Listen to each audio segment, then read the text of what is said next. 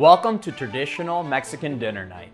Lorinda Moya, our owner from Austin, Texas, shared her delicious Mexican vermicelli, commonly known as Fideo, which is our first dish. So this recipe is a family favorite. This is something that this recipe has been passed down, I think probably 3 or 4 generations now, from my grandmother, my great-grandmother to my grandmother to my mother to now to me. We always laugh because we say we never like really measure. We're like sprinkle, sprinkle, taste, sprinkle, sprinkle. But you know, I added in some measurements in there. And for us, I like to add, as a side dish to the Fideo, I like to add corn and pinto beans or borracho beans on the side. It makes it super yummy. So yeah, I hope you guys enjoy. Thanks, Lorinda. I, for one, have never eaten Fideo, but now I can't wait to try it.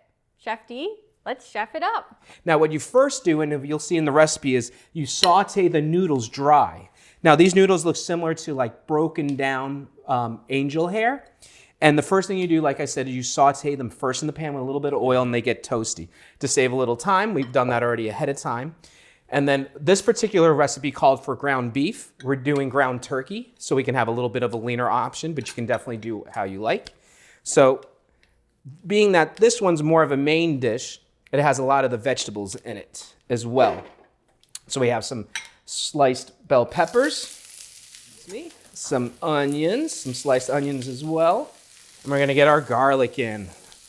Plenty of garlic, right? Plenty of garlic. Generous on the garlic. This is one of those, a lot of times I'm in the house and I'm cooking and someone's like, what are you cooking? It's so good. And I'm like, it could have been just onions or something really simple.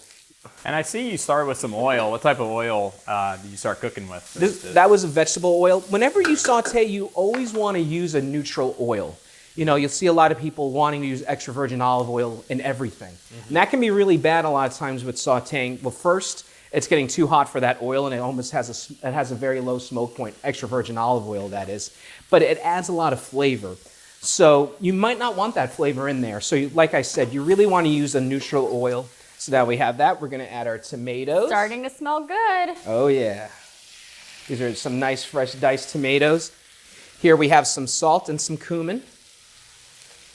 Cumin is one of those spices. It's a little pungent. It has like I wouldn't say a musky, but it has this smell to it that it lends itself to any Mexican dish. And then you actually see it a lot in Indian cuisine as well. You'll see cumin used in Middle Eastern as well. And you're starting to get some of those flavors going. Oh, yeah. You always want to add your spices before you put any liquid, because now we're giving them a chance to toast and we can develop those flavors. You know, you're getting a greater depth of flavor. Smart. We're going to put our meat as well. So we already have the ground turkey browns. You need the noodles? We need the noodles. So here we got our nice noodles all toasted up. Oh, I can hear them. They definitely have a crunch. And it's weird, you would think, well, why don't we need to cook them? What this is going to do is when we build this sauce, it's going to steam itself, and that's going to cook the pasta. And the pasta is so small, so thin, that anyone who's ever cooked angel hair pasta, you see that it cooks very quickly. So here we have some Knorr's tomato base. This has some salt in it as well, so even though we have salt in the other part, it'll help balance it out. I need to learn how to do this. By the end of the show. It's all on the wrist. But you don't have to do that at home, guys. You can just slowly go. But a big thing with that is we're trying to break these up as little as possible. Yeah, I can hear them breaking as you stir it. Now we're going to add the water. And at this point, it's almost like the dish is done, that we don't need to do anything else. We would then cover it and then come back to it, right? And you'll see that, remember how liquidy it was before? It was kind of soupy. You will see that it absorbed all of it. In fact, what's really good is on the bottom, it might get a little brown from all the pasta and everything cooking. You have that heat. I think that's the best part in everything. Yeah. Guys, right from the pot, let's give it a taste. Oh, dang. Look at this. Or you can use this one. Oh, such a lady with the little spoon. You want the big, you want a bigger spoon, believe me, guys. I'll let you guys go ahead and taste. All right. But you see all the flavors, and it's just, and that's a big thing too, because the noodles cooked in that liquid, they all got absorbed in the noodles. That's great. So you see what I'm saying? This is going to be a staple in the house? Oh, yeah. For sure. Awesome. This is a great one. Yeah, great. This has a ton of flavor. Thank you so much, Lorinda, for sharing this family's recipe with all of us. We loved it and can't wait to see what's next. For our next dish, we have a very special guest joining us here, Suzanne Wittenhafer. Our owner from Rockledge, Florida, is here to talk to us about her recipe, easy, versatile, Instant Pot black beans.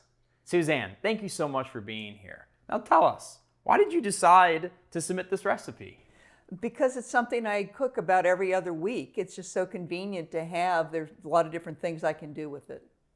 Amazing, awesome. Well, thank you so much for sharing this recipe. We absolutely cannot wait to begin to try this. Chef D, let's chef it up. I'm not going to chef it up. I'll sous chef it up. Suzanne's going to chef it up for us. So all I'll say is we already have our Instant Pot with some oil in it. She's going to walk everyone through, and I'm going to be your sous chef. Okay, so you could chop up your own onions and peppers, but I like to use the bag of seasoning mix from Publix. It's already got everything in it, and just dump it in the oil. Awesome. All right. I'm going to stir that around a little bit. All right, chef. Yes, chef. And when I'm working with frozen, I usually until it gets where it's pretty much thawed and starting to cook, then we can add the spices. So then the black beans, you don't have to soak them at all. And so about a pound or 2 cups of black beans. And what I love with the Instant Pot is being able to walk away and not think about it.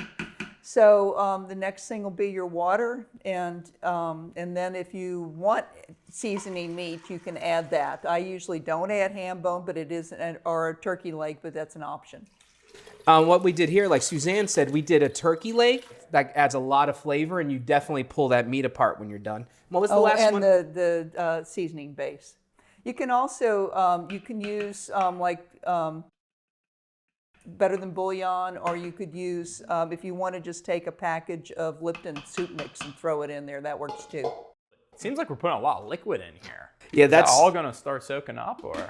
Oh, It cooks down, and if you decide later that you prefer your recipe with less water, you can adjust that as you practice with it. But it does make really good soup. Oh, wow. That sounds awesome. Now, do you always do it with black beans? You mentioned refried beans. I like the flavor of the black beans the the most. best.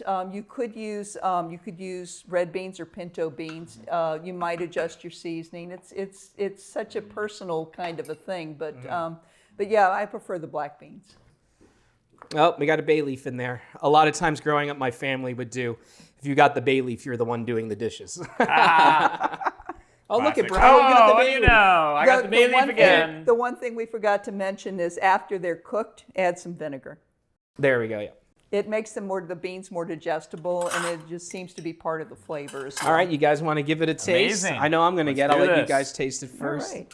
Oh, look what we special got. host is back. Yes, it smells too good. I have to give it a try. Go for it, guys. Yeah, and that only took 24 minutes to cook. Yes. And it really soaks in Yes. all the flavors. I love it. Very good. Yeah. This is excellent, Suzanne. Thank you for sharing with us. And thank you to everyone else who shared the most treasured recipes.